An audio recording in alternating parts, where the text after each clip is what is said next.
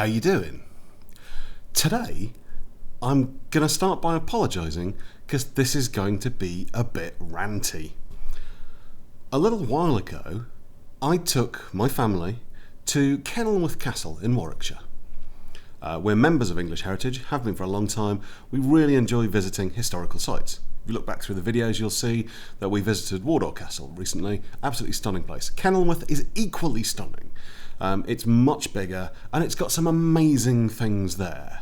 From the early medieval tilt yard through to John of Gaunt's medieval hall, the biggest medieval hall in the country it was, through to the tower built by Robert Dudley to impress Queen Elizabeth. And it's lovely, well worth a visit. However, in the gatehouse, there's a display all about Dudley and Elizabeth's romance. Was it a romance? Maybe it was, maybe it wasn't. And it's great, it's very interesting. There's some very old books there. Always like an old book. There's some images. There's a lot of very interesting historical information. And there's one thing. There's a really badly made metal gauntlet. And next to the gauntlet is a little sign explaining all about how ridiculously heavy armour was. That a suit of armour, a full harness, weighed around 45 kilograms.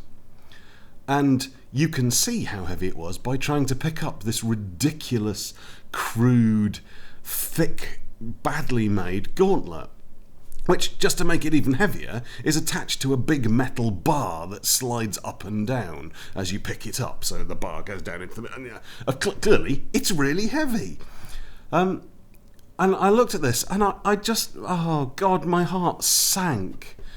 Because I think, have we not passed that point where people claim that armour was so heavy that people couldn't walk around it? If they fell over, they had to be hoisted back up.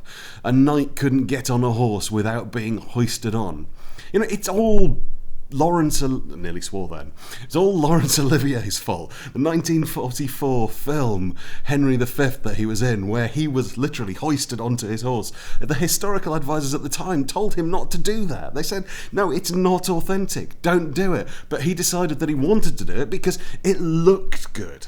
And he believed that armour must be heavy. Now, don't get me wrong, some of the later tournament pieces of armour, they were heavy.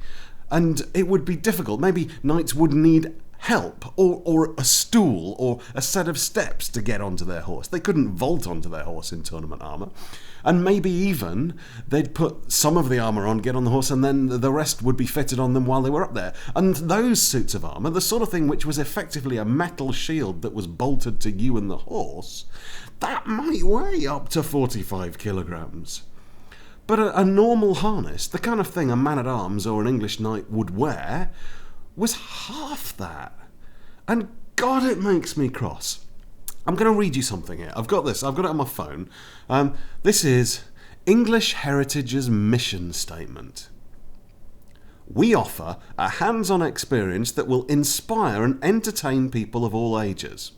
Well, you know, yeah, they do that pretty well. And they had the horrible gauntlet out there so you could play with it. That's hands-on, right? Our walk... walk. God's sake. And in my defence, it's 7:30 in the morning, so I apologise now for the fact that I'm still half asleep. But I get into work nice and early, steal the studio, record a YouTube video, and then go off and do a day's work. Our work is informed by enduring values of authenticity, quality, imagination, responsibility, and fun. Now, I can only assume that the person who decided to put that stupid gauntlet with that ridiculous display out was aiming for fun, because they certainly weren't aiming for authenticity or quality. Maybe imagination was the thing. Hard to say. Our vision is that people will experience the story of England where it really happened. Well, I guess that's true.